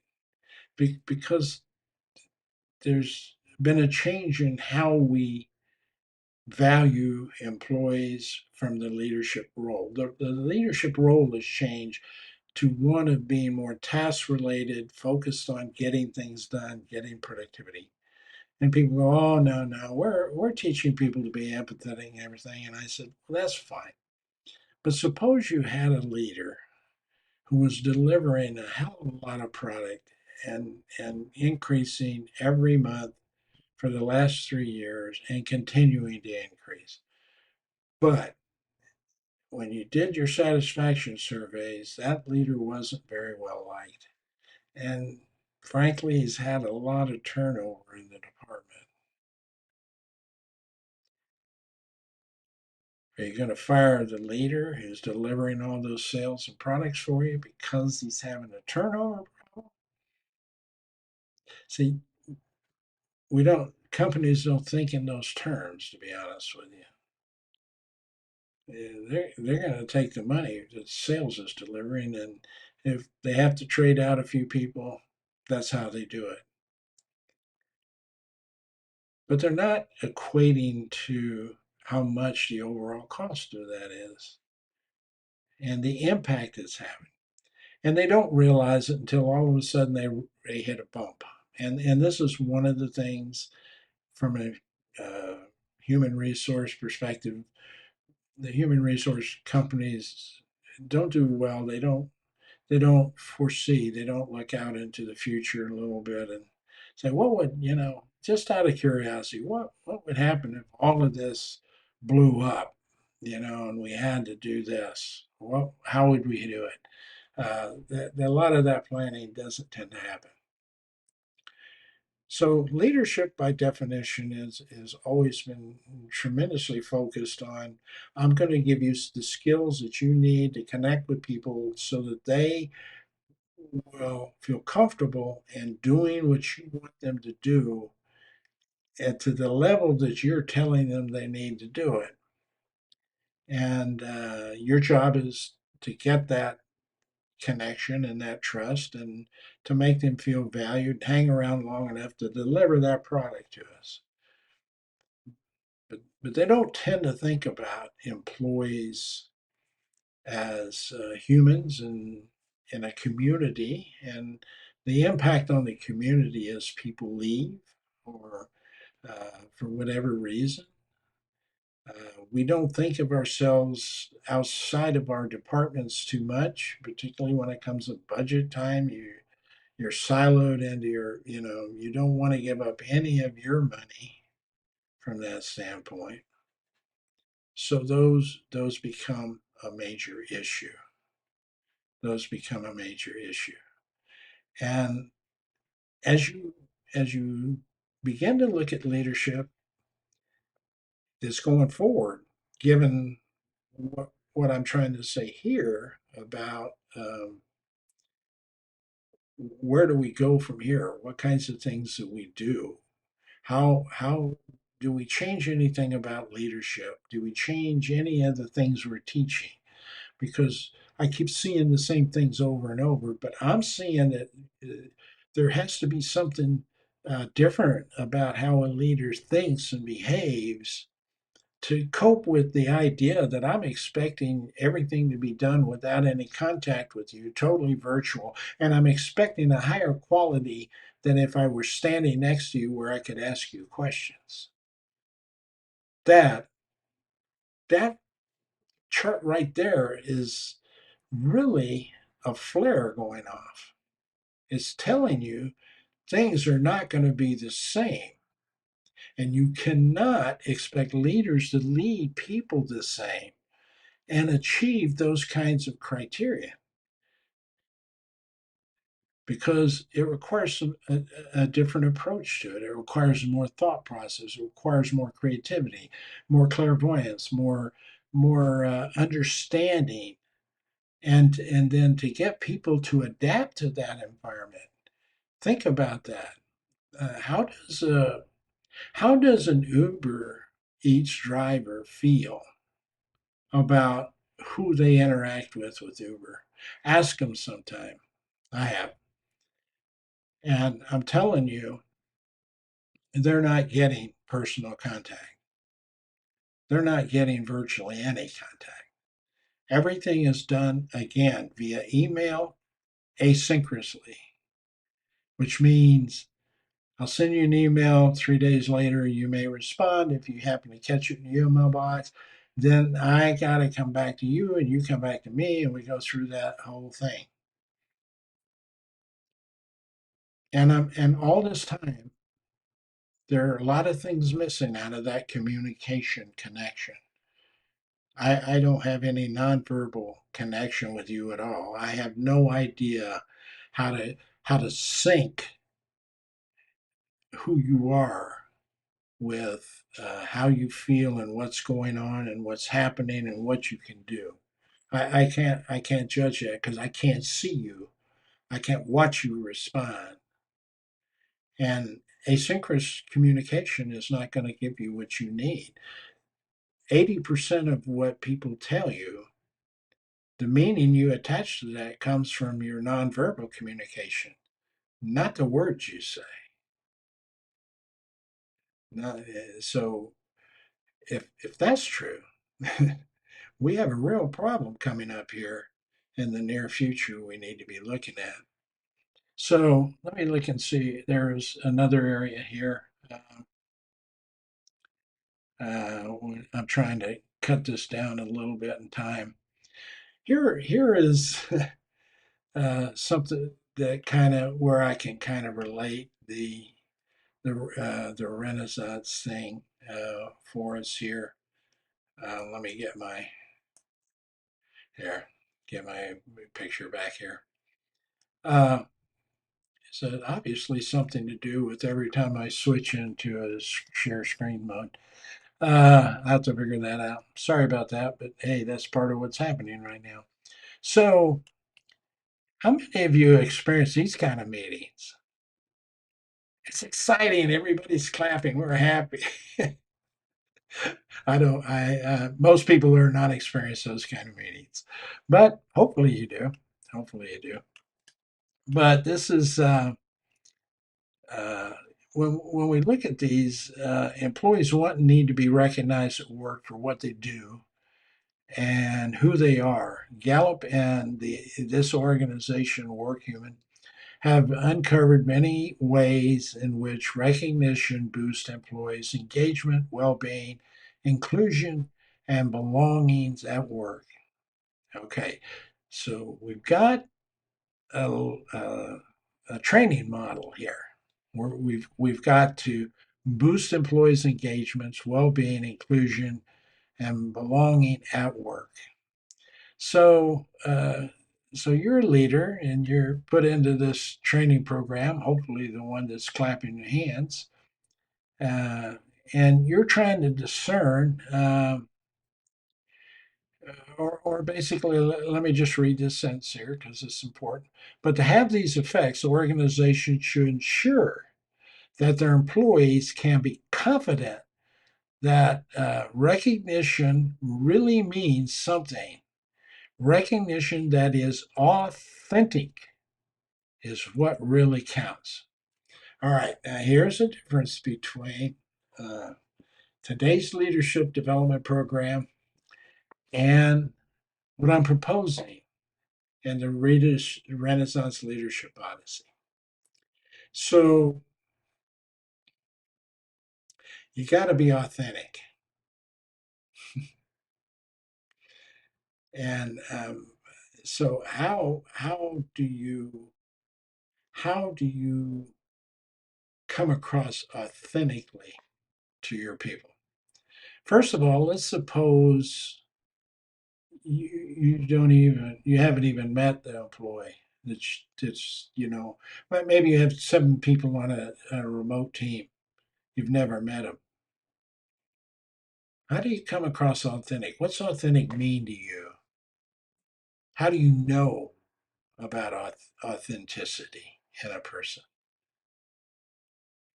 Well, I am telling you now, we spent virtually no time over 40 years even thinking about how to help a leader understand that. But let's go down and see what they're saying we need to do. Now, these are recommendations out of this article, so let's not be too harsh on on Gallup here. And you got to remember that I am uh, swimming an uphill battle with this. I might be one of the only one. Actually, I'm not the only one out there. There's a gentleman I think is I can't pronounce his name. I think it's Murgatory. He was up in Canada, and he and another gentleman actually have a master's degree program in a university up there. I found out the other day on Renaissance leadership, very much along the lines that I'm sharing with you right now. You know, the things we've been doing, we've kind of been dancing around and avoiding this. We're not uh, uh, thinking ahead and trying to think about innovative and creative ways to become, to help leaders become better at something like authenticity. Um, so, uh, so here it says these types of recognition backfire, undermining employees' trust and confidence in their workforce. Overall, 89, or wait a minute, overall, 8% of employees who contend with insincere recognition do not agree they get authentic recognition. I can still uh, I can still strongly, I think this is a statement, is I can still strongly agree that they are treated with respect at the work. So that's the question that's asked. When they ask that question, the answer is no. The answer is no. And so if your uh, authenticity is a matter of respect, how do you gain that? So authentic recognition reflects organizational culture.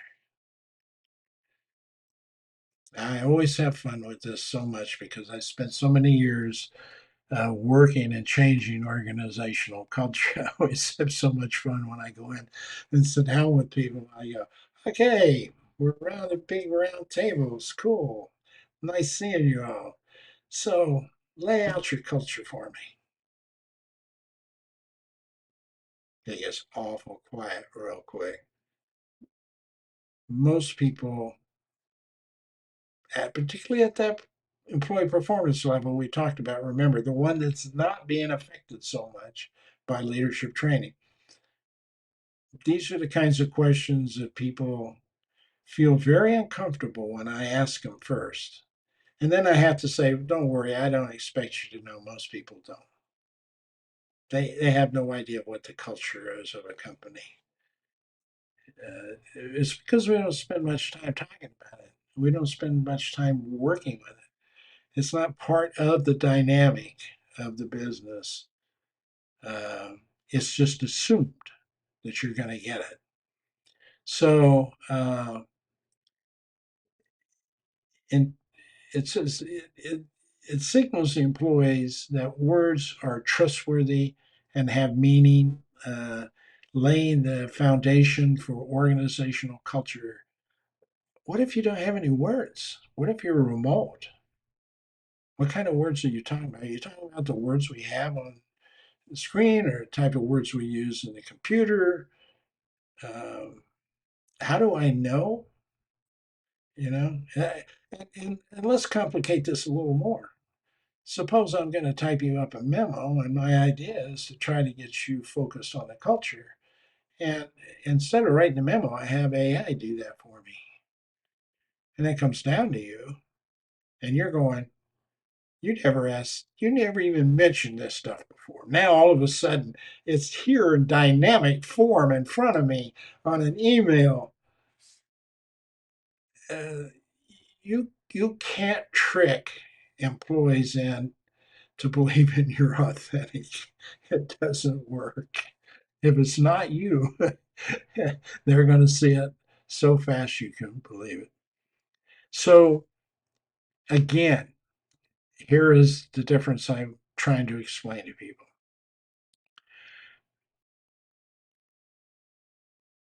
We aren't teaching leaders how to be leaders by first knowing who they themselves are. So, I'll try to wrap this up a little bit and say if I were a Renaissance leader working somebody through a program today and I ran into this situation where I'm dealing with Uber drivers who are contractors who I very seldom talk to. I hardly ever, I mean, probably never met most of them, but I want them to deliver high quality because this is demand of customers today. High quality, on time, just the way I want it. And I want to be able to do that virtually without having to deal with anybody. In other words, I want to get online. I want to order it. I want that order to be right. I want it to be hot. I want it to be perfect when it hits the door. I do not want to see you at the door. I want you to lay it at my door and want you to leave. And I will open the door and I will pick it up and open it up and expect to have that perfect meal in front of me. And then it isn't.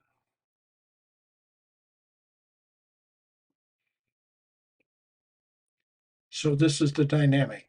So you want to be authentic because authenticity is important to connecting with that Uber driver because the customer then goes berserk. It's like online.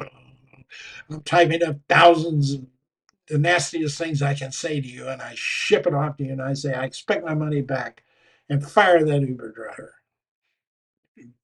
I can't. I don't know who delivered your food to you. Well, why can't you? Don't you have control of your business? I can hear it going on and on and on, and it's going to get worse as these demands get stronger. To be an authentic leader, you have to connect with your people. But to be an authentic leader, you first have to know about authenticity. You have to understand who you are from that perspective. What gets in the way of you being authentic? How do you cope with that? How can you correct that? How can you train your brain to change how you think? How can you know who you are so that you can then work with other people about how to be authentic and to have that courage? If you want to teach somebody about empathy, for example, you can do a course about empathy. You can teach them. I'm sure you can. I've read enough. I think lately over the last 6 months to a year on emotional intelligence. It's coming out of my ears. But I took the assessment, and guess what? I'm not very empathetic. But you know what? I'm less empathetic for myself towards myself than I am other people. I can see it and identify it in other people better. I'm not too good at doing it myself. And so, consequently, when I try to be empathetic, it often may come out the wrong way. And that's because I don't know myself well enough first. If I now think I am better at it than I was a year ago, because I've had to look at it and I've had to go and I've done most of this research on my own. But, but you can do that. You can make yourself, if you start looking internally first before you start trying to assimilate all these leadership things. So the focus on Renaissance leadership is a triad of power. It's starting with psychology, embracing sociology, and implementing and executing that with strong interpersonal communication competency. Those three things. Those three things are what I tell people you need to focus on if you want to develop leaders now. First, you start with, well, first of all, you, these are all intertwined, inextricably intertwined to the point where you can't, uh, you can't uh, have one fail and the other two work okay. They're like I have a logo. I think here. Let me see if I can pull it up here. Yeah, there it is. I have a logo, And notice the logo on the left, it's a set of gears. One is psychology, one is sociology, and one is interpersonal communication. Now, if one of those gears wears down and breaks, and it's a three-gear process, the other two gears don't work very well. So you have to master all three of these gears to be an effective leader in the future. It's a big, big ask of anybody, but it's absolutely important because you first have you have to learn about yourself, but you can't learn about yourself if you can't communicate effectively because yourself is all about you and how you relate to the external world. So you have to have that feedback. You have to be able to communicate to understand more about yourself. And when you do that, you have to have the, the proper emotional intelligence to encourage people to participate with you in that area. So if what I'm saying about the psychology side of thing, and I am specifically pointing right now at positive intelligence by Shirjad Samin's area, because that is a program that's already there, ready to go. Uh, you can step in it tomorrow. This is part of my, I guess, consulting model where I'm putting together the model, but I'm not putting together the components you need to do. You got to find you got to get those and you got to achieve them in each of them simultaneously at the same time. You need to be working. Think of it like a college course. Okay, you have a college course and you're going to be working on things that are improving who you are, almost like a therapy session. Where you're going to self discover why you do what you do based on your history and how you arose and what your saboteurs are in your mind that keep you off just off center a little bit all the time, that if you could kind of correct those, it would line up and you would become better. You're going to have to understand a little more about how your mind works. We picked a lot of this up from Andrew Huberman's Lab podcast.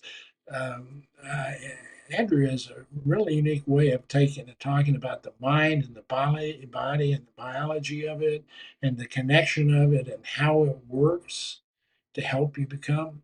Well, these are the things you need to understand.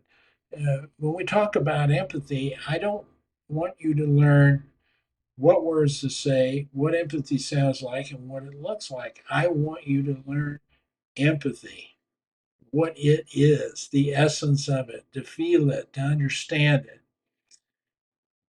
To do that, you kind of have to understand you and how you and your mind and your brain and your body work before you start learning about empathy. And I learned from Andrew, for example, I thought this was a very good explanation. Your the purpose of your mind and your nervous system and your body is to take in information from the external world and define whether there is conflict between your internal self based on your mind, your system, and your body, and that existing external world. And then uh, align that. Align that so that it fits in a way that you can be most effective in your life. And I thought he has a great explanation where he says he's standing in a grocery. It's like standing in a grocery store line and you had a horrible day and everything's gone wrong and your body's tense and your mind is always negative and is focused on negative things right now. And the person in front of you is one of those people that are putting down one card after the other card and another card, and that card's no good, and they take another card out, and you're just exploding because time is seen differently that way. because you're not aligned. You have a situation in front of you that is a normal state. It's slowed, it's evenly paced. They're doing their work, but you are just tight as taut rope. You just everything about you is going crazy, and you're frustrated. You're just wanting to push your car and push them out of the way and get on about and do your business. You're misaligned with your environment. The same next day, you may go in and have had a great day, and you have the same person in front of you doing the same thing. And the tension subsides because you're at peace with yourself. You're calm, you're cool, you're collected. Your internal mind is not cluttered with a lot of negative thoughts and anger and frustration. Your body, your organs, your body, your system is reacting. You feel good, everything's working well. Before you were tight, you were tense, maybe even to the point of starting to sweat or something like that. Your body was reacting, and your mind and nervous systems were telling you, you know, what was going on with those things. You have to learn then to, there's ways we now know you can control that and you can stop it. You can stop right where you are. Stand there at that cart because you know you got 5 minutes or so. Stand there at that cart. Close your eyes, focus on your hands on the cart. Just feel the hands on the cart.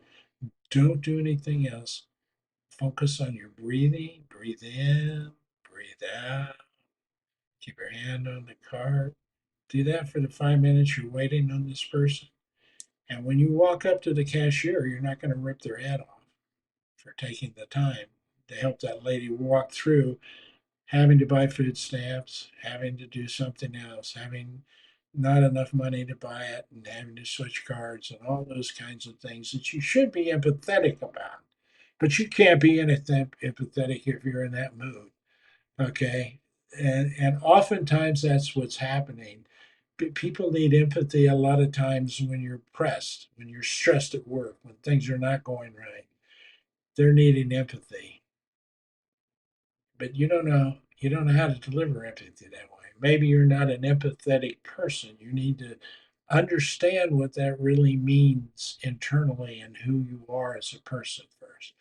Once you are able to do that and open yourself up, then when you're studying empathy or conflict or any other leadership skill you want to name, you're more competent in terms of being able to see it, recognize it, assimilate it into your information, into who you are. You understand that. It means you've taken it in, you understand it, and you can see the differences and what's going on with it.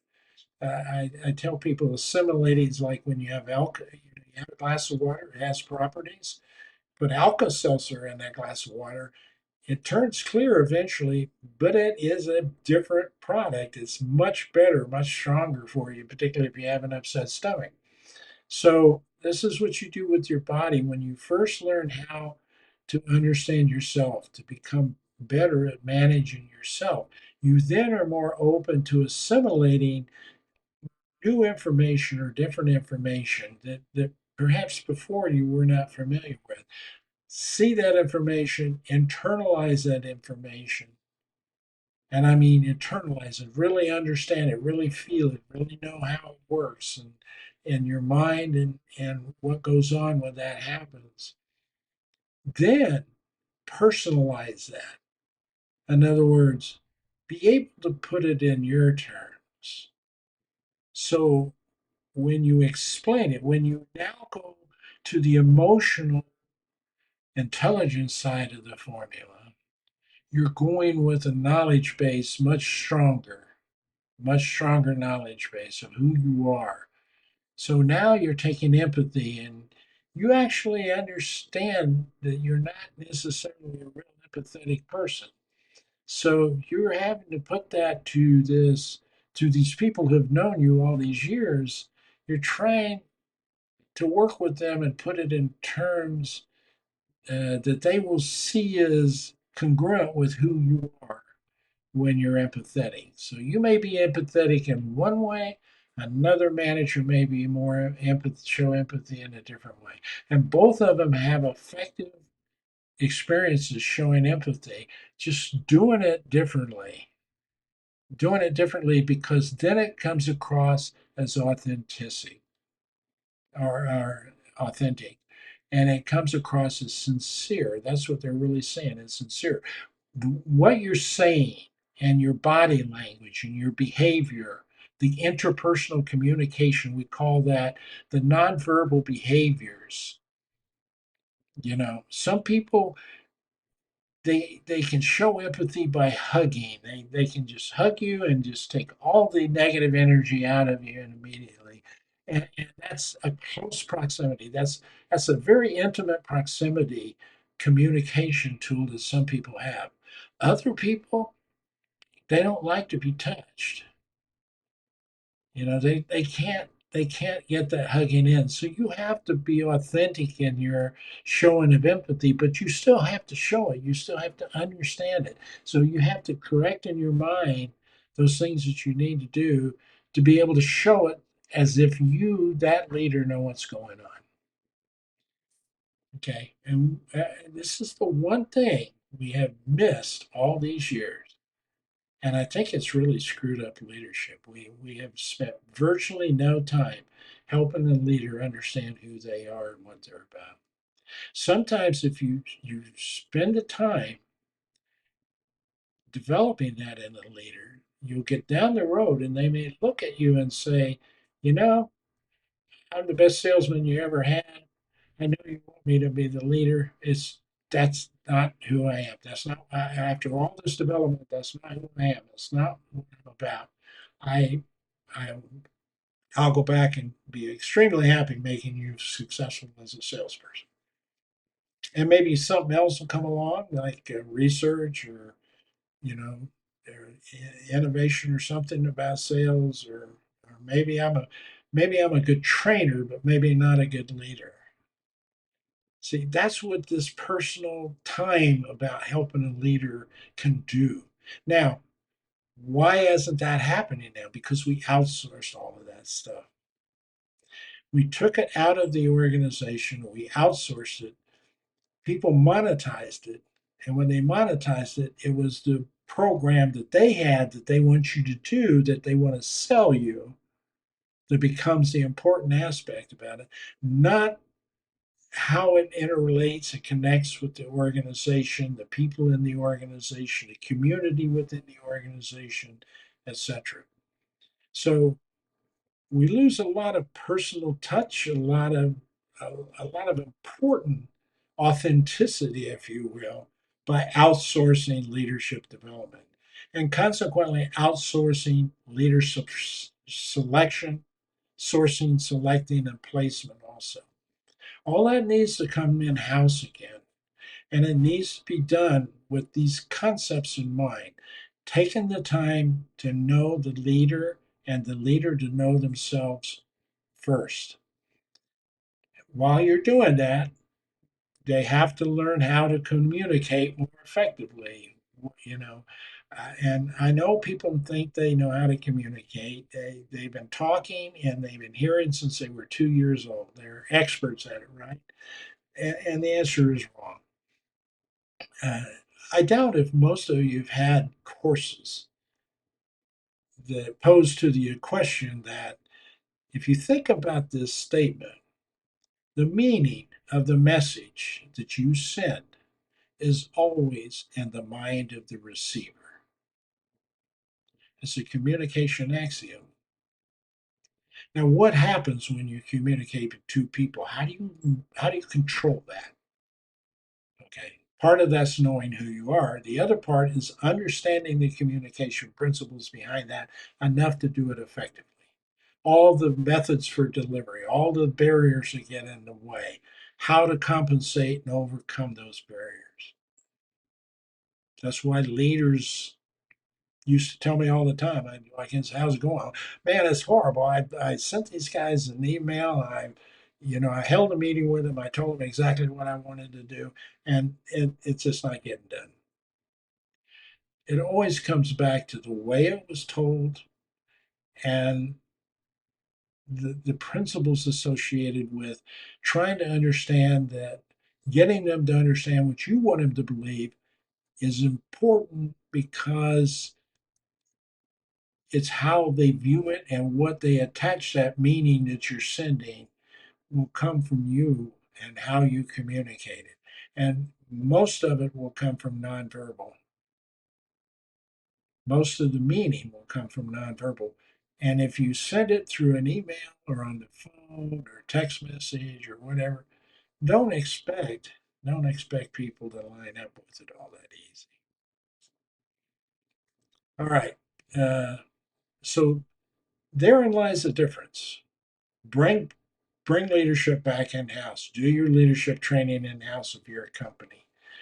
A lot of small business got to do that anyway. But if you're a major corporation, start bringing this back in house. Start bringing your selection process in house. Spend the time for leaders to understand themselves. Take that positive intelligence segment, make that work. Then combine that with Daniel Goleman's emotional intelligence seminars and workshops. The combination of those two is about $1,500 a person, but they're dynamic because each of them have coaching associated with it. Then develop that coaching concept and all the skills inside the house so that when the leader comes away from this information, this training, the communication, the psychology and the sociology, the positive intelligence, the emotional intelligence, the impersonal communication, they come out of that training. We have trained people inside the system and a model that works with those people to deal with the everyday situational environments that happen in that company so that these people get a chance to make mistakes but learn as they go on effectively from somebody who's been there and done that. What you're going to find is they're going to come across more authentic. You're going to find the trust grows from that approach. It takes time, particularly if you've lost it. You got to rebuild it, but it can happen. You can build trust because you are authentic and you know yourself well enough to understand how to relate to other people more effectively. And you have the skill set, the interpersonal communication skill sets that we often don't teach people. Things like when there's more than one person involved, everything begins with interpersonal communication and it ends with interpersonal communication, just like I'm going to end this podcast with interpersonal communication, saying, I really want you to take a look at that book up there called Renaissance Leadership Odyssey. It's on my website, and my website's right here, I think. Oops, there we go. Yeah. It's called Buy Me a Coffee. I'll have the links all over the place, and you can look at it. I think it's over here in the post section. But if you're not a member, oh, we are a member. I did sign in. Good. Okay. So the book's over here, and it's a flip book. You can go in there and click it. And what is it, $5 a month? This is the kind of material that's going to be in there. You can go pick up and look at that, and that book just turn the pages, read the book, and you're going to learn a lot about this information. So uh, this podcast goes behind that membership program. I think I might leave this one on the public also because I normally don't something that's educational. I normally take and put behind the membership so people uh, have it as a library. Well, what I'm trying to do with that membership is create a library, a digital library of this kind of information from experts in the field and from other people I talk to, uh, and so that you can get a sense of beginning to understand what you have to do to create the Renaissance leadership role you're going to need to assume in the future, and And maybe instead of just reading about authenticity, you can really understand what it's like to be authentic. Hope you enjoyed this. If you didn't, it's okay. Don't tell me. I don't take critique well. So just just don't refer it. But if it made sense to you, if it's something you think you want to grab a hold of, it's a piece of art and work. I There's so much of this that can grow, that people can take and go locally and grow with, and I think that's where you need to do it the most. And as people get more local with things instead of trying to go real wide with everything to everybody, I think you're going to be much more effective developing leaders in the future. Most particularly if you can get engaged with an organization, embrace this concept, get people in the organization to buy into it with you, and then become someone who trains other people. What we will create are leaders that are not just focusing on getting their department and their objective achieved, but they will have commitments to uh, the whole company across departments. You're going to have employees and leaders talking to each other across departments about how they impact each other. Once you get that unity into place, your culture then starts building from that. And then that's where the strength of the culture evolves from, is when you're unified and everybody's linked in and but there's a okay, everybody's together and you're moving forward and people are building the culture and it feels good. And all of a sudden they're excited about it. They're excited about it. And by the way, they feel the value when they connect with other people. When you isolate them into an apartment, that's all everybody's focused on. There's no excitement about that. You can't belong to a company and do that. You you have to understand how you impact everybody else, how you can help them. So having what I call heterogeneous meetings with other departments where employees from one department and maybe one employee from each department all get together and work on this project. This project is one that doesn't stop at senior level or vice president level or even what they call leadership level. I call leadership. This program is designed to be pushed all the way down to the hour employee to help that hour employee get to know themselves well enough to be able to connect and understand their role and connect with their leader effectively. You have a very good day. If you want to know more, certainly you can find me on LinkedIn, direct message me on LinkedIn. And all my emails and all my contact points are in the description of the videos I do, so you can see those. This is a very powerful change. It's changing the whole concept of the role we expect out of leaders. It's changing how companies ought to rethink how they're doing business, not conducting business, doing business with their people. That's separate those two, folks. Your customers will benefit if you can conduct business within your organization effectively, because most people that are trained like this can adjust. You have a very good day. Thanks a lot for watching.